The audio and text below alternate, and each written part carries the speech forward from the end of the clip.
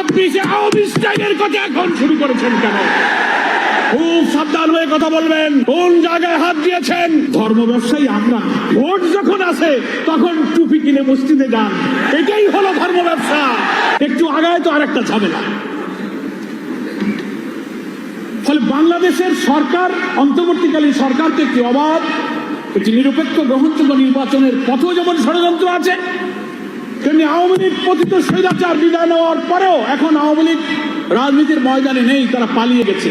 300 MP, এত মন্ত্রী কেউ খুঁজে পাওয়া যাচ্ছে না। ওরা জামাত ইসলামীকে যেভাবে দমন করে ফাঁসি দিয়ে আওয়ামী স্টাইলে জামাতের বিরুদ্ধে লেগেছিল, আওয়ামী লীগ রাজনীতির ময়দান থেকে হারিয়ে গেল। এখন নতুন করে ষড়যন্ত্র হচ্ছে, শুধু দেশের বিরুদ্ধে নয়, জামাতের বিরুদ্ধে আওয়ামী স্টাইলে বিরোধিতা শুরু হয়েছে।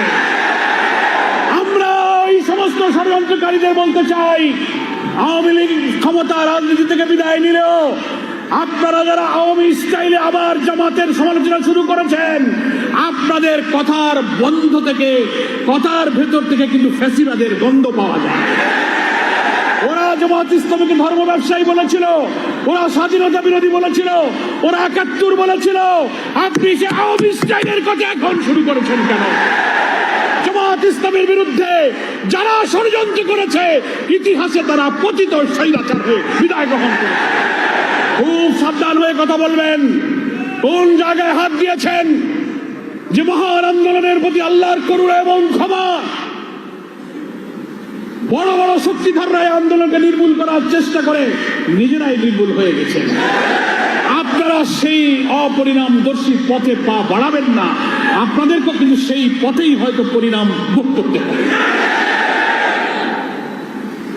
ধর্ম ব্যবসায়ী আমরা না, আমরাই বরং ধর্মকে মানি এবং ধর্মের ভিত্তিতে, ইসলামী আদর্শের ভিত্তিতে জীবন গড়ি এবং সমাজ গড়তে চাই। আমরা ধর্ম ভিত্তিক রাজনীতি করি। আর যারা ব্যক্তিগত জীবনে, পারিবারিক জীবনে, সামাজিক জীবনে ধর্ম মানেন না, কিন্তু ভোট যখন আসে তখন টুপি কিনে মসজিদে যান, এটাই হলো ধর্ম ব্যবসা। সারা বছর নামাজ নাই, রোজা নাই, দান নাই, খয়রাত নাই, ভোটের সময় আসে নতুন পাঞ্জাবি, নতুন টুপি, ঘন ঘন মসজিদ, পকেটে আতর, যায় নামাজ, মাশাআল্লাহ, সুবহানাল্লাহ, ইন্নালিল্লাহ, আলহামদুলিল্লাহ, মুসাফা, কুলাকুলি। এইটার নাম হলো ধর্ম ব্যবসা। আমরা ভোটের সময় ধর্ম মানি না, সারা বছর 12 মাস আল্লাহর গোলামি করি, 12 মাস আল্লাহর ইবাদত করি। ভোটের মৌসুম সামনে রেখে যারা ইবাদত করেন, তারাই হচ্ছেন ধর্ম ব্যবসায়ী। স্বাধীনতার 53 বছর পর স্বাধীনতার পক্ষ বিপক্ষ ধোয়া তুলে জামাত ইসলামীকে যদি সাইজ করতে চান, তো যারা সাইজ করতেছেন তারাই সাইজ হয়ে গেছে। স্বাধীনতার 53 বছর পর এই জাতির মধ্যে কোন প্রশ্ন তুলে অনৈক্য বিভেদ তৈরি করার এই ষড়যন্ত্রকে আমরা দেশের বিরুদ্ধে ষড়যন্ত্র মনে করি। দুঃখের সাথে বলতে চাই, বাংলাদেশের স্বাধীনতার অনেক পরে স্বাধীন হওয়া মালয়েশিয়া, সিঙ্গাপুরে, এখন আমরা তো শুরু করেছি, কিন্তু আমাদের সামনে দুইটা চ্যালেঞ্জ। একটা হলো অন্তর্বর্তীকালীন সরকার ক্ষমতায় এসে নতুন নির্বাচনের জন্য একটা পথে যাত্রা শুরু করেছেন। কি বলেন? 5 মাস হলো ক্ষমতায় আসার পরপরই একটার পর একটা চ্যালেঞ্জ। কি দেখছেন না আপনারা? 4টা প্রতিবিপ্লবের চেষ্টা করা হয়েছে। পাল্টা কু, জুডিশিয়াল কু, আনসার কাণ্ড, এই দাবি সেই দাবি, হিন্দু মুসলিম বৌদ্ধ ভাইদেরকে নিয়ে রাজনৈতিক খেলা, সচিবালয়ে আগুন।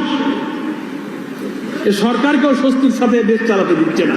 সহ অসংখ্য নেতাদেরকে গ্রেফতার করে বৃদ্ধ বয়সে তিলে তিলে কারাগারে মৃত্যুর মুখে ঠেলে দেওয়া হয়েছে এবং আমাদের প্রিয় 5 জন নেতাকে ফাঁসিতে ঝুলে হত্যা করা হয়েছে। আমাদের সব আন্দোলন সংগ্রামকে তছনছ করে দিয়ে আমাদেরকে তারা মনে করেছিল যে এদেশে শুধু হাসিনাই যতদিন বেঁচে থাকবে সেই শুধু দেশ শাসন করবে। মানুষ হতাশ হয়ে গিয়েছিল। 3টা নির্বাচনে মানুষ ভোট দিতে পারে না, কোনো আন্দোলন সফল হয় না, হরতাল সফল হয় না, বিক্ষোভ সফল হয় না, জোট সফল হয় না। মানুষ আমাদের আপনাদের রাস্তাঘাটে দেখলে জিজ্ঞেস করতো যে আপনারা কি করলেন, এ বোধহয় আর যাবে না, এ মরে না যাওয়া পর্যন্ত বিদায় হবে না। কি এরকম কথা বলতো না? কত মানুষ যে চোখের পানি ফেলেছে, সেজদায় গিয়ে অশ্রুসিক্ত হয়েছে। দেশে বিদেশে প্রবাসী বাংলাদেশি এবং ইসলামী আন্দোলনের বন্ধুরাও আমাকে ফোন করে বলেছে, কাবার চত্বরে আল্লাহর কাছে গিয়ে কেঁদেছে আল্লাহর ঘর ধরে, এই জালেম থেকে আল্লাহ তুমি দেশকে হেফাজত করো। কত মা, কত স্ত্রী, কত শিশুর চোখের পানি, কত বাপ হারা, স্বামী হারা, সন্তান হারা পিতার চোখের পানি এই জমিনে পড়েছে। আপনারা আমরাও জুলুমে জুলুমে আমরা যখন অতিষ্ঠ হয়ে যাচ্ছি, কারাগারগুলো যখন ইসলামী আন্দোলনের কর্মীতে কারাগারগুলো পরিপূর্ণ হয়েছে, একের পর এক শাহাদাত হচ্ছে, মানুষ বাড়ি ঘরে থাকতে পারছে না, ব্যবসা বাণিজ্য, চাকরি বাকরি, আমাদের সোলার ছেলেদের লেখাপড়া সব তছনছ হয়ে যাচ্ছে। একটা কালো যুগ আমরা পার করছিলাম। নিজেরাই যখন আল্লাহর কাছে নামাজ পড়ে অবসরে আল্লাহর কাছে ইবাদত করেছি, হাত পেতে মোনাজাত করেছি, আমরা কত কাকুতি বিনতি করে, কাউকে বলা যায় না, শুধু আল্লাহকেই বলা যায়। এমন করে আমরা আল্লাহকে বলেছি, আল্লাহ এই জাতিকে তুমি উদ্ধার করো, আমাদের নেতাদের এই শাহাদাতকে তুমি কবুল করো। আমরা জানি না আল্লাহ তাআলা কার চোখের পানি কবুল করেছেন, কার ইখলাসকে কবুল করেছেন, কার ফাঁসিকে, কার শাহাদাতকে মঞ্জুর করেছেন আমরা জানি না। কিন্তু 24-এর 5 আগস্ট আসমানের মালিক আমাদের রব আসমান থেকে জাতির জন্য করুণা এবং রহমতের ধারা নাজিল করলেন। আলহামদুলিল্লাহ। হাসিনা যা ইচ্ছা করেছিল, হাসিনার ইচ্ছা পূরণ হয়নি। আল্লাহ তাআলা কোরআন শরীফে বলেছেন, ওমা তাশাউনা ইল্লা আইয়াশা আল্লাহু রাব্বুল আলামিন। তোমাদের কোনো ইচ্ছাই পূরণ হয় না যতক্ষণ আল্লাহ তাআলা তা ইচ্ছা না করেন। কি বলেন, ঠিক কিনা? ও চেয়েছিল বাংলাদেশ থেকে ইসলামী আন্দোলন, ইসলামী শক্তিকে নির্মূল করে দেবে। যতদিন বেঁচে থাকবে কর্তৃত্ববাদী ফ্যাসিস্ট, সে একাই শাসন করবে। তার দল, তার পরিবার, তার সিন্ডিকেট ছাড়া ব্যবসা বাণিজ্য, চাকরি, পেশা, লেখাপড়া, ঠিকাদারি, কর্তৃত্ব আর কেন চলবে না, সেই শুধু করবে। এই কর্তৃত্ববাদী ফ্যাসিবাদের দিকে দেশ ধাবিত হয়েছিল। কিন্তু 17-18 বছরের চোখের পানি আন্দোলন, কষ্ট ত্যাগ, নিরপরাধ নিরীহ আল্লাহর নেক বান্দাদের ফাঁসিতে ঝুলিয়ে হত্যা করা হয়েছে। যারা জীবনে একটা মিথ্যা কথা বলে নাই, একটা টাকা হারাম খাই নাই, কাউকে কষ্ট দেয় নাই, 70-80-90 বছর বয়সে বৃদ্ধদেরকে তুমি হত্যা করেছো, ফাঁসিতে ঝুলিয়ে দিয়েছ। আল্লাহর আরশ কেঁপে উঠেছে, কিন্তু হাসিনার হৃদয় কাঁপেনি।